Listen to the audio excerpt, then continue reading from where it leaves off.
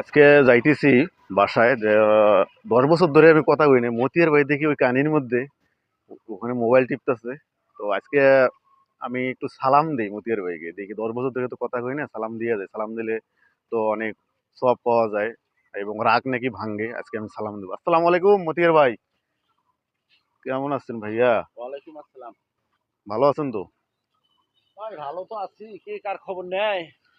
যে লোকটা 10 বছর ধরে কথা কয় না, আজকে ওই লোকটা আমার সাথে সালামের উত্তরটাও নিল, এর আগে কিন্তু নিত না। তার মানে সালাম দিলে আসলে রাগ ভাঙ্গা যায়। তো মতিয়ার ভাই ভালো আছেন তো? আছি তো ভালো ভাই, আমার উপরে এখনো অনেকদিন রাগ আছে? রাগ না আছে কি? ভাই, রাগ কি ভাই, আপনি ভুল বুঝতে পাইছেন, এই জন্য ধন্যবাদ। আর মানুষের মাঝে যখন ভুল বুঝতে পায় সেটাই আসলে উত্তম। আর একজন আরেকজনের সাথে কথা বলবে না, এটা হলো আসলে গুনার কাজ। কথা বুঝছেন, একটা মুসলমান আর একটা মুসলমানের সাথে 3 দিন পর্যন্ত কথা না বলা হলো গুনার কাজ।